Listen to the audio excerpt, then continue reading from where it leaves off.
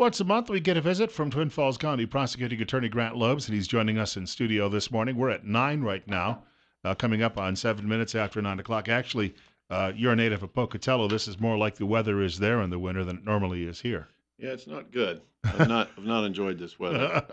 I am absolutely not a winter person. The only time I think snow ought to happen is in the mountains, and it should stay there. We were talking a little bit today about some legal issues, obviously, and that's what we're going to be talking about. One that I wanted to open up with, and I saw this in the Washington Times yesterday, and it was something that I'd never heard of before from a writer he's from Texas by the name of Mark A. Levin. He's no relation to the talk show host that I know of. Oh, he's not? And I decided to check that out. I Okay. thought at first it might be the same person, but the spelling of Mark is different. Oh, So, okay. um, but he was writing here about something called Justice Reinvestment Initiative, and I was thinking, and he mentioned it has helped keep legal costs down in his state and recidivism rates. For people who don't know what that is, that means we don't have repeat offenses nearly as often. What is Right. this? Well, I don't know enough about the stats in Texas to comment in detail about that, but I really doubt that he's got them right.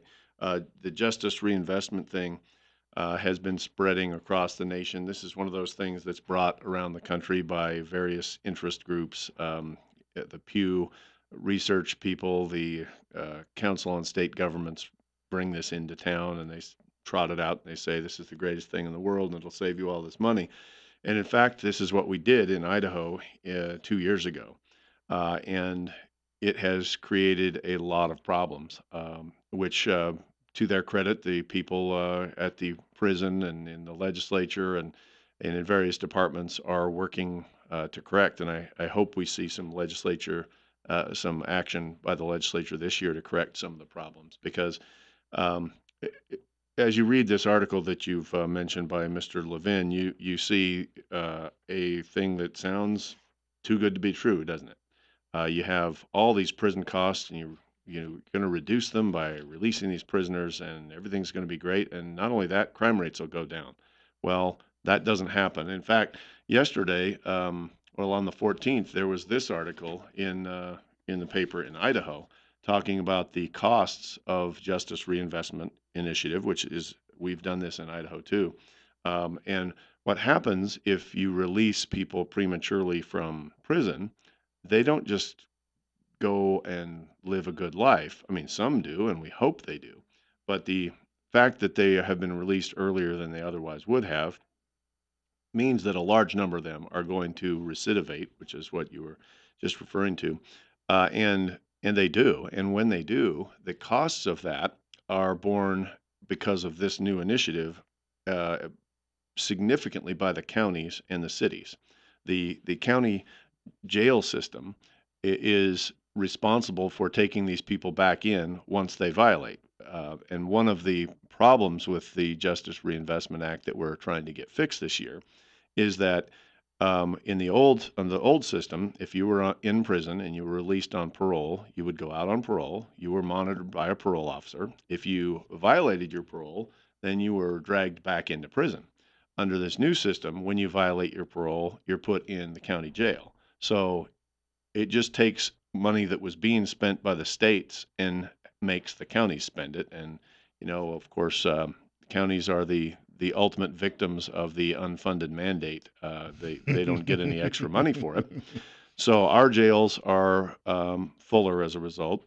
Our costs are going up as a result, and crime is going up as a result. If you were to look at crime rates in Idaho in 2012, 2013, the headlines would have been crime down in Idaho. Idaho has lowest crime rate in 10 years or 15 years or 20 years sometimes. But since then, the crime rates have gone up. And if you look at the Idaho crime rates in the past 2 years, they're up. They're up in Twin Falls. They're up in Ada County. They're up across the state. If you look at the most recent crime rate data from the state police. And I can't say that it's all because of these kind of reforms, but Idaho, I think, did a good job with its prison population before. And when the people from out of state came in to look at our system, they really couldn't find any problems with the way judges were sentencing, the way prosecutors were charging. They believed that there was a problem with the treatment of people in prison, and they weren't getting enough treatment, so they were released without proper treatment. And that's always the case. I mean, there's just never enough to go around. The big problem with this, though, is it kind of puts the cart before the horse. Before, the theory is we're going to reinvest money that we save by releasing prisoners. So you release the prisoners first, then you save the money, then you reinvest the money in keeping the prisoners who you've released from recidivating. But if you've already released them and not yet spent the money on new probation officers, new parole officers, then they're out there without adequate supervision, and that's what's happening right now. And you mentioned the early release. If a fellow has a 4-year sentence and you let him go after 2 years, he may not get whatever the counseling that he might need in prison to avoid that. That might cut that short then, and then he comes out and he's not changed. Well, yes, I mean, Idaho's a little bit different than that, and that's part of the problem with all these out-of-state people that come in and say they've got a Hmm. great solution that worked in New Jersey. First of all, who wants to be like New Jersey? Secondly, Idaho has some differences. We have a different way of sentencing in Idaho. So when the judge sentences somebody to 20 years in prison, he specifies what portion of that 20 years must be served before eligibility for parole. So he might say, I'm going to sentence you to 20 years in prison with 5 years to serve before parole. So if you're going to be released right after that minimum 5 years, and you haven't had all of your programming and gone through all of everything that you're supposed to do, anger management, drug rehab, whatever, then you are released without having, really any improvement made. Um, but it's obviously, the job of a parole commission is much more complex than that. Ideally, they should look at the sentence the person got. They should look at the minimum they served. They should look at how they behaved in prison. They should look at the crime they did, the effect they had on victims and on society. They should look at whether they have really reformed or they've just gone through the motions and attended classes and, were marked present.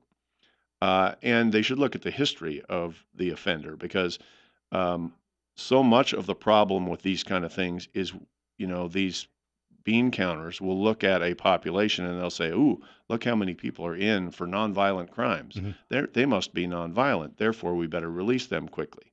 But person who's in on a quote nonviolent crime doesn't mean they're nonviolent. They could have a history of 3 or 4 violent convictions before they finally got arrested on this most recent nonviolent one. So it's a very complex system that we have, and anytime you take a major reform like this and implement it in essentially 1 year, you're going to have a lot of problems, and that's where we are right now with a lot of problems part. Now, the first time I think I ever saw your name in a newspaper was 2 years ago in January when there was a story about drug courts. Hmm. Uh, and I thought that was part of this program, No, but we've had apparently those ours, long before that. they predated this. Long before this, yeah. Those are, on the other hand, have been fairly successful in turning people's lives around, and you don't see them back in the system as frequently. Well, the recidivism rate is lower with people who go through drug courts. It's still considerable because, as anybody will tell you, if you're addicted to some of these narcotics and some of these drugs, meth and heroin, and pick your poison there, it is very difficult to get off. The point of a drug court is to try to essentially treat that as a disease, but a disease that has criminal consequences, and monitor closely, try to help people rehabilitate themselves, give them all the tools that they need to do that, and to be somewhat lenient of harmless relapses. I mean, if you relapse just because you've taken drugs when you had a bad day, they will try to punish you less than they would under the old system where that would be a probation violation and then you'd, be off to serve some time. So the drug courts are in Idaho long predated this. I mean, we've had drug courts for 20 years in Idaho, and they have varying degrees of success. But I think in general, a person who goes through drug court is less likely to uh, come back into the system as a criminal than someone who doesn't. The But that's not really part of this JRI thing. It's lumped together in this article that you mentioned, but it's not part of it. you reference crime rates. I saw a map yesterday, and unfortunately, I didn't see when it was dated, and I sent you a link to it.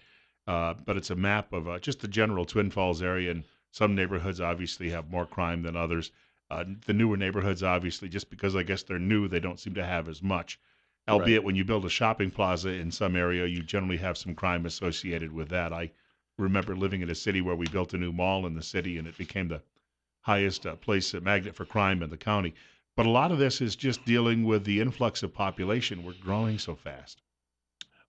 Perhaps. I mean, and I did look at that website you sent me. It's kind of a fun little thing to play with. You can click on your neighborhood, you can Hmm. click on your parents' neighborhood, you can click on different cities and different counties, and it'll tell you where you fall on, various crime statistics. I can't vouch for the accuracy of these. I don't know where they got these numbers.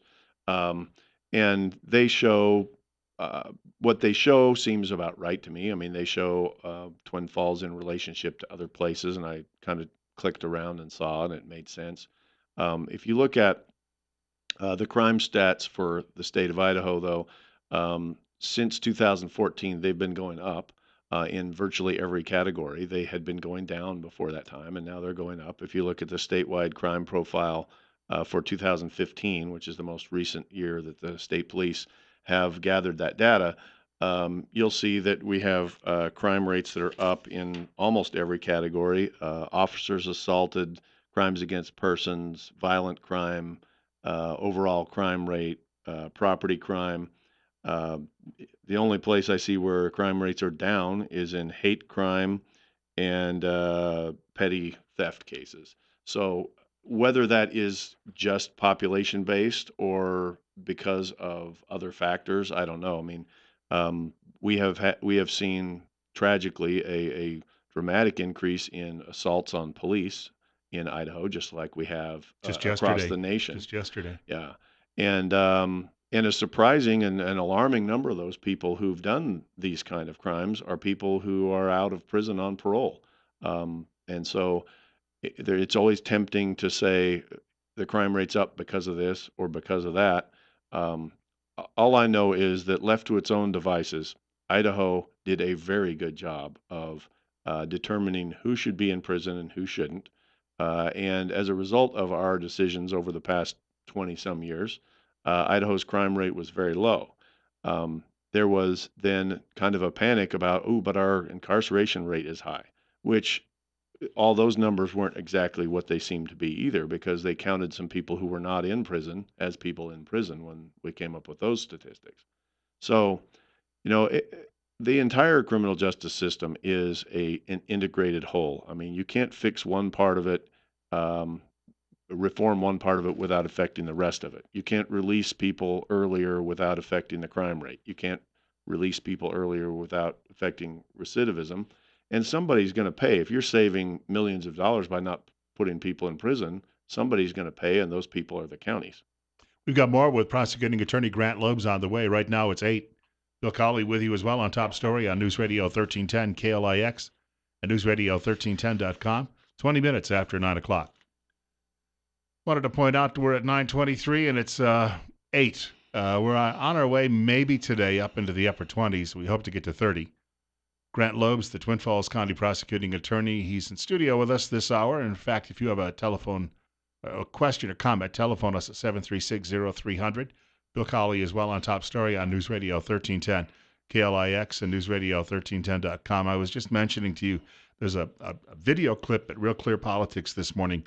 Rand Paul was on CNN with Jake Tapper yesterday, and Tapper asked him his thoughts on John Lewis. And he said, well, look, I don't think that being involved in the civil rights movement excuses you from bad political decisions and choices. And he's referring to Lewis's criticism of the president elect. But then he said, but I'm trying to work really hard with John Lewis on criminal and sentencing reform. And this is where you break with that libertarian sort of mindset that we can figure out a way to get more people out of prison and still keep the streets safe. Well, and again, it depends on how your system works in the first place. Uh, and it depends on your political viewpoint. If you believe, for instance, as some libertarians do, and as certainly Ron Paul does, and Rand Paul is not quite as extreme as Ron Paul, that basically drugs should be legal and that you should be able to do methamphetamine whenever you want, and as long as you're not hurting anybody, then it's fine. And certainly the pro marijuana legalization movement has gone in this direction. And if you believe that all those are not crimes and should not be crimes, then that leads you to a different set of beliefs than that most law enforcement has. But with regard to these broadly described reform movements that you see cropping up, there is a startling coincidence between the extreme right wing people and the extreme left wing people. I mean, the ACLU and the Black Lives Matter people have similar views to criminal justice reform, as does John Lewis, who you just mentioned, and Rand Paul. And it's a kind of a strange thing. I saw a speech by Van Jones, who is one of the most liberal people in the nation, I think, and a frequent commentator on CNN, and a one of the architects of a lot of Obama's domestic policy. And he said that one of his proudest accomplishments is that he's able to work with Newt Gingrich on criminal justice reform. And you know, uh, I don't know what to say about that. That's a sure sign that that's a bad reform in my view if the two of them are together on it. But you cannot reject reform out of hand for sure because you should be open to looking at ways to improve any system, especially one as complex as this. But you have to make sure in Idaho that when you see people drive in and fly into our airports and get off with their briefcases and say, "Hey, we've got a great idea for you. This worked well in New Jersey and in Delaware and in Connecticut and in Massachusetts." You say, "Well, wait a minute. First of all, I don't care how it worked there because this isn't Massachusetts. Secondly, let's look at what this would do in Idaho. Let's look at what Idaho's data shows. Let's look at how we handle cases in Idaho because we do a lot of things a lot different than these other places and I think a lot better. I think our system of sentencing is better. I think our system, our prison system, I think is in a lot of ways better. I think that we have lower recidivism as a result. But be careful before the guy from New Jersey tells you what to do and you say, "Oh, if it works there, it must work here." We have seen in that 2 year upswing in some of these crime numbers across the board. Still, though, when you compare us to where we are relative to the rest of the country, a friend of mine likes to say that it's because of the LDS culture is so squeaky clean that it inhibits social pressure inhibits a lot of these crimes, and that may be a break on it still. But even with all the major drug routes that go through here and all of these new drugs being introduced, that we're still relatively clean compared to the rest of the country. Sure, we have lower rates than the rest of the country, and if we're talking about crime rates, our incarceration rate is middling, middle of the pack. It was described during the JRI debate as among the top, but that's because the people that came in from out of state counted the people that we don't put in prison as people who are in prison. We have some unique programs here. The system I just mentioned to you about how sentencing is done is fairly unique. Very few states give a top end and a minimum end on every case, and we do that. Um, our rider program, which is what when you are needing more than just straight probation, the judge can send you to the prison for 6 months. You go through programming, and then you come right back to the judge. You're not a term prisoner. You come back to the judge, and the judge can decide whether that program has helped you enough that you can be released on probation. That's a fairly unique system. And when these out of state people calculated our prison rate, they calculated all those people that are going on the rider program, which is not prison and was designed specifically by the legislature to be a non prison alternative. They counted all them as people in prison. So our numbers went up when they counted people who aren't in prison. So again, it's just I'm happy to look at reform ideas, especially ones that are homegrown, and look at ways to improve our system. And as a prosecutor, our Prosecutors Association is involved with that every year. But I'm always very skeptical when somebody comes from out of town and says, hey, this worked in Michigan. Well, okay, and look at Michigan.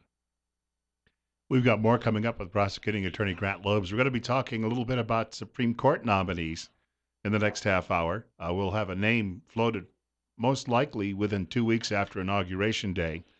Some people say that they already know who that may be.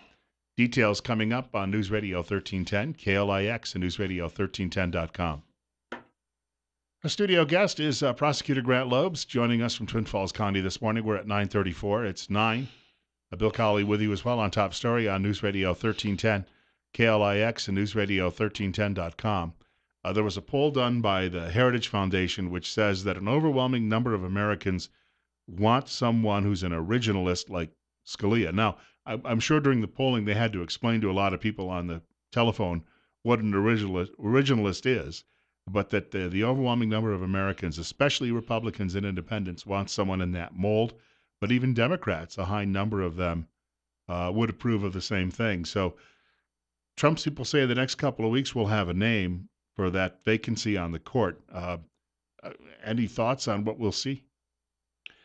I think you'll have a person who is as conservative and as originalist as the Trump people think has a chance of passing, and I think we'll see a big fight over it because and again, this won't be the biggest fight that we're going to see on the Supreme Court because this is a person to replace a person who was a conservative and was an originalist, and so it maintains the balance of the court that we've seen for the past many years, which is basically four right wing people, four left wing people, one person in the middle, and he goes, sometimes right and sometimes left. So this is a position, which is why the conservatives were so worried about Obama replacing it because if he had done so, then it would have created a 5-3, imbalance in the court, and things would change significantly as we went into that court's cases. But uh, so this pick will be a maintain the status quo pick, and I think Trump's people will do everything they can to have a as close to a Scalia as they can get in terms of policy, not in terms of personality, I'm sure. The next one, though, and there's a good chance that with three justices in or right at the doorstep of their 80s, there's a good chance that in the next 4 years, one of the three that is um, getting old would die or retire. And two of those are liberal members of the court. Um, that will be an absolute bloodbath to replace that position because if that person is replaced with a conservative justice, that will change a lot of things. This William Pryor, who's at the federal, I guess, level, he was the youngest AG in the country when he was in Alabama. He's obviously being considered, I would believe, because somebody named Jeff Sessions said, "Hey, Hmm. this would be a good choice," and Trump relies on Jeff Sessions. So therefore, this name got floated, being near the top of the list. Yeah, and that makes sense. I mean, if Sessions has personal knowledge about somebody, given the trust that Trump obviously places in him, I would expect to see that name get near the top. I don't know Pryor's record myself, but I imagine if he's a Jeff Sessions guy, he's a fairly conservative, fairly pro law enforcement, fairly originalist kind of legal thinker. Um, but I'll wait with everybody else to see who gets nominated. And then the other name that gets floated, and he's serving in the Senate, is Mike Lee from Utah, and who's known, speaking of people who are squeaky clean, he's got that reputation. A lot of people believe that he could overcome even the objections of Democrats. Let's say that's the second or third seat that Trump gets to nominate. You mean down the road? Right. Well, I don't think anybody's going to overcome the objections of Democrats if the seat that's being replaced is Ginsburg or Breyer, one of the left-leaning judges. I think that if Trump tries to replace either of those people, I think you're going to have everything that the Democrats can throw at it to stop it. and I don't think you'll see a single Democrat vote for that nominee when it comes down. Now, you know, these people, I think, are going to be urged to stay healthy and to stay alive and to plug into life support if they're at all ticking. And so I don't, we'll see if any of them retire. I don't think any of them that any of the remaining justices, especially on the left side of the court, will retire voluntarily. There's an episode of The West Wing where the president would like one of the justices to retire so that he can put someone in long term, but the justice refuses and says, "You know well enough that you know how I think, and you don't know what you'll get otherwise. You better let me stay there as long as possible despite my health issues." So Mhm. there's a lot of that type of stuff that goes on in real life. Yeah. Oh, yeah. And because a U.S. Supreme Court justice can serve literally until they die, and um, there will be a lot of pressure on, if Justice Ginsburg, who's the oldest and the frailest, if she were to say, I'm not feeling good, I want to retire and spend time with my grandkids, every Democrat and every liberal in the nation is going to say, no, you need to stay until you die.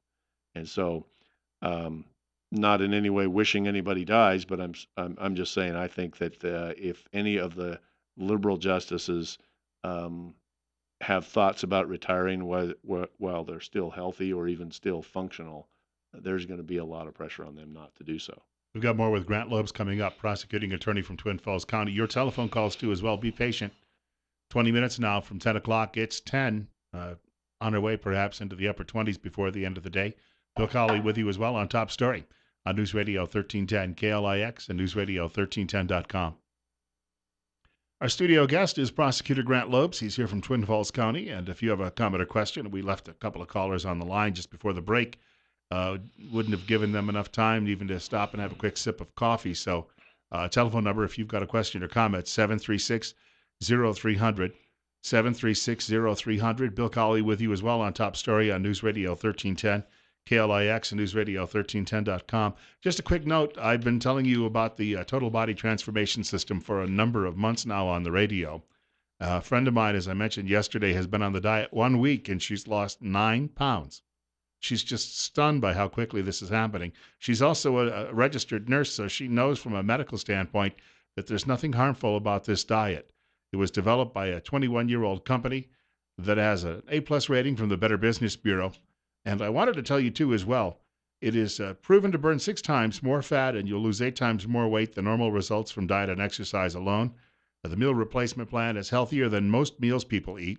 You can still, though, have a healthy amount of calories, and people are constantly asking me about the price. Well, about the same as the same price you'd be spending on groceries. So it's pretty much a wash, a zero sum game, as they call it. So it's not going to cost you anything extra out of pocket when you're actually replacing those meals. The average participant drops 22 pounds and loses 4 inches off a waist in just 60 days. And we wanted to point out, too, as well, there's a full unconditional money back guarantee. If you're interested, you've got to call marketing executive Don Chandler. Don lost 50 pounds on the diet. That's what sold him. His telephone number, 208-731-3560. He's right here in Twin Falls. And again, Don's number, 731-3560. We were talking with the prosecutor about choices for Supreme Court. Many years ago, I had a friend, he'd retired from ABC News, and he opened up like a clothing store in Lewis, Delaware, which is right along the Delaware beaches. And it's one of those places that attracts a lot of Washingtonians in summertime. They come there. And he was telling me that he had a frequent customer. She was in the store sometimes as much as once a week, and they just knew her as Ruthie. But he had retired from ABC in 1992, and he'd been away from the Washington scene. And he said at the end of summer, she came in and picked up some things she'd ordered. And she said, "Oh, I have to go back to work now." And he didn't think anything of it. And the next week, there she is on his television set. It's Justice Ginsburg. And he just, when they're not in the black robes, obviously, they're just, there's the story about Clarence Thomas. He travels the country in his RV when he's not in Mhm. term. And people don't know him because he just pulls into a Walmart parking lot, gets out, does his shopping. And you wouldn't recognize them because they obviously they don't walk around in their robes when they're off duty, if you will. Yeah. Well, you'd think, that they would have more security than that, but everybody doesn't. I mean, you can fly coach from here to DC in sit next to your U.S. senator, and they're just on the plane like anybody else. So, um, some fairly high-ranking people in our government, they have to and do act like normal people when they're not at the job and on the cameras. A friend of mine was flying large tankers for the Air Force and was mentioning that they were they had a couple of days of liberty after landing in Spain, and he said he walked out of a restaurant and he said Bill Roth was walking down the street, and he stopped and he looked at him and said, "Are you flying home with me?" Roth said, "No, I'm on vacation." So Hmm. it does happen. They do have regular lives. Yeah. Odd thing I sent you yesterday, and this was a story that I guess originated in Maryland. There is a fellow; he's a forensic investigator named Mitchell Denterman, Oh, the and flies guy. he Yeah. studies flies at crime scenes Yeah. because, according to him, insects, especially if somebody's been dead, I know it's a little gross for some people, but if people have been dead for a few days, um, insects will get to the corpse. And what they do is they can confuse investigators because of what the trails sometimes they leave behind. Had you ever heard of this before? I have not seen this particular analysis of the flies. I mean, there are, and again, you see a lot of this on TV. If you watch CSI and shows like that, which I don't recommend for people who want facts, but they might be interesting in the way that Star Wars and Star Trek are for people who like science fiction. But the, there are a lot of various different little subsets of forensic analysis, like, larva hatching, and, that gives you an idea how to date how long somebody's been dead. Or this particular thing I have not seen before, but it doesn't surprise me. I mean, when you're at the microscopic level, looking at a crime scene, and usually those are the crime scenes where you're just baffled and you're scratching your head, and maybe you didn't get there for a couple days because things are, you know, different when something's fresh than when it's not. There are a lot of environmental factors that you have to take into account. The weather, the insects, you know, animals, all kinds of things disturb a crime scene if it's left for a time. So I found the article that you sent interesting. I doubt we're going to have a whole lot of fly analysis anytime soon in Twin Falls, but um, my guess is for that guy to come out here and look at your fly droppings costs you a lot of money. Um, but it's just another thing to keep in mind when you go to a crime scene, that everything doesn't always appear the way it actually is. Um, you have to be very open-minded to the possibility that something isn't the way it looks. There was one story that was cited, and apparently there was some concern. Investigators thought that the dead man had been dragged, but as it turned out, there had been so many insects. It was the trail that the insects left behind in the dirt as they came to and from the rotting corpse. So the initial See, all the people that are having their breakfast and coffee and donuts while listening to the show have now tuned out. So just so that your sponsors know, you've lost right, some listeners. but the idea is he's trying to find ways not to confuse investigators Yeah. so they can maybe better pinpoint what's happened at these scenes. Yeah, and like I said, the worst thing, and I'm sure if I had some police detectives on the show with me today, they would agree. The worst thing that a police detective or a prosecutor can do at a crime scene is jump to an immediate conclusion that they know what happened just by taking a quick look. You have to sit around with people who've studied the crime scene and throw out various different theories of what might have happened and explore those before you can be confident you know what happened. And even then, sometimes there's a question mark on a lot of this stuff. There was a In fact, science is the changes in science, I guess, are really helping in forensic investigations. I was reading the Christian Science Monitor the other day, and there was a discussion about the scientists who've taken the clip-on tie that was worn by D.B. Cooper, and they've analyzed metals and chemicals on it, and concluded that he was working in the aerospace industry or in the aircraft industry, but likely as a manager because he was wearing a tie. And they've been able to narrow this down simply because of the different chemical agents they found on the thing. Again, I wouldn't be surprised that some of that is helpful.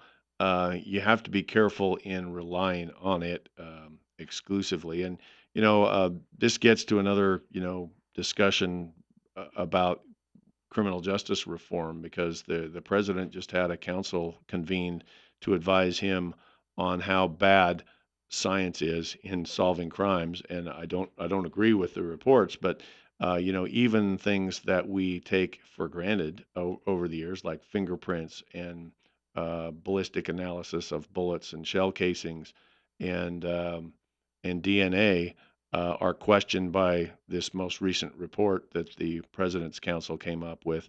I mean, I think it's because it fits into a whole policy, viewpoint that the president and his attorney general have. But the problem with all this is every time you come up with a scientific analysis that's going to solve your crime, the defense is going to come up with a guy who's going to say your science is all wet, and then you end up arguing science in front of a jury for 2 days instead of presenting evidence to them. Which isn't to say that some of it isn't valid, but I would get like with the CSI show, we get jurors who watch that and say, well, why didn't you do this? Why didn't you do that? Why didn't you take this and test it, with the infrared spectrum of light analysis test? And that's because that doesn't really happen.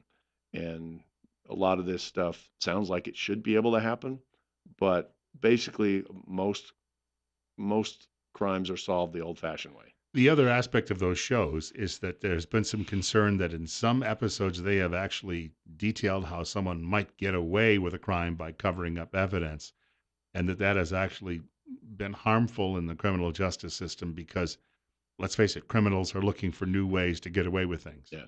It could be, but my guess is the accuracy of the advice on how to cover up crime is about as good as the accuracy on the advice about how to solve a crime. And if they follow that advice, they'll probably get caught. If you take this to the absurd, story last week out of Europe says that some European countries are considering rights for robots as we rely more and more on them. And I keep thinking about those people who say we should have rights for animals in court. And I don't know how you can argue for them because you don't know what's going on in an animal's mind. But it just, at some point, they're going to cripple the systems if they keep this up. Oh, a lot of the proposed reforms will cripple the system. Yeah, I mean, we have some proposed in Idaho every year that, if adopted, will cripple the system. They sound nice when someone brings up the idea, but they're not thinking about the total impact in many of these Right, instances. right. I mean, we've got a proposal that's floating around this year to change the way eyewitnesses identify defendants, in crimes. And if this rule is adopted, it will mean that if you're a witness of a crime, you can't point to the guy who did it to you. And I think that you need to look at the entire system before you start focusing in on your little pet project, because your pet project, if you get your way and people don't look at it carefully enough, could very well destroy the whole process. And that's that's part of the problem with doing some of these massive reforms, like the JRI reform. Um, it's like Nancy Pelosi said about the Affordable Care Act. Well, it's massive. We haven't read it, but after we pass it, then we'll find out what it does. Well, that's a scary thing to do with anything as significant as our whole criminal justice system. Spend a few minutes, or we're getting near the end here. We spent a few minutes earlier mentioning Jeff Sessions' name. I would assume, from the perspective of law enforcement and prosecutors across the country, this is going to be a very welcome change at the federal level because of his background. And I mean, obviously, there's some controversy that was Mhm. involved last week at the hearings, but he's going to be confirmed. Is there anything that you think that is it definitely going to help when it comes to doing your job on a day to day basis? Well, I hope so. I mean, keep in mind that he oversees the federal system, and the federal system has some commonality with the state system, and we cooperate, of course, and there is there's not that much overlap. I mean, the state system is where the bulk of all crime takes place. Very few cases are prosecuted by the federal government. But I think that there is an overall policy direction and vision that is established at the federal level and by the Attorney General that will have an effect, a ripple effect downward. And I certainly believe that the previous administration, I guess they're there for 5 more days, has been an extremely anti-law enforcement administration from the Attorney General position, especially. Um, Eric Holder and Loretta Lynch hasn't been there as long, but Eric Holder was dramatically anti-law enforcement, and I think that Sessions is not. And I think that he will change the attitude as much as the political appointees can of that department, and I think that will be good. And we talked, I think, a little bit about this earlier, and maybe off air, that there's going to be. We don't really know philosophically where the president stands on a lot of these issues with drug laws and various crimes. But Jeff Sessions, we know Right. exactly where he stands, and Yeah, he's pretty solid on these things because he's had a record. He's had a legislative record, and he's had to speak on these issues. And his speaking has had consequence because he's voted on bills. Whereas Trump is just kind of, as a private citizen over the years, he just has these questions thrown to him by, you know, people on radio shows, and he just off the top of his head says, "Yeah, I'm for that. Yeah, that sounds good." But if you look at Sessions' positions on, drugs, for instance, he's very anti-drugs. He's anti-marijuana legalization. He's anti-prison reform, which releases people who should be in prison. Um, and so, I think that a lot of those initiatives that we saw from the Obama administration are going to stop. Um, what they'll be replaced with, we don't know because, Trump is on both sides of many issues, and he continues to be on both sides of these issues. I mean, he said, he'll meet with somebody and say, "Hey, they got a good point," and he'll meet with somebody with the opposite point the next day and say, "Yeah, they got a good point." So you don't know where he's going to go, and that's true on a lot of these law enforcement issues too. I've seen a lot of people in board meetings and over the years who had that sort of a. No matter, the last person who spoke to them influenced Yeah, their decision. So, but it's good that he's got some good, solid people who are going to be yeah. around him. And I don't know whether they're really influencing his position or whether he has not yet formed a position on some of these things. If you think about it, if you were elected president tomorrow, and I'm speaking mainly to your listeners because you opine on things all day long, but most people don't really think about this policy or that policy or what our policy in Yemen should be or what we would do with North Korean nuclear tests. I mean, most people don't think about that stuff. And I don't think really that Donald Trump has thought about most of that, but now he will have to. So it'll be interesting to see how it works. If people have any questions for you at the office, what's the number? 736-4020. And we'll see you in February unless something big comes up in between. Sure. I mean, it's always possible that I'll have real work to do during my normally scheduled radio appearance. All right. I want to thank Grant Loebs for joining us this morning. News is next from Fox and then Rush Limbaugh. And God willing, the creek don't rise. I'll be back here tomorrow morning. We expect to be joined by Raul Labrador at 8:15.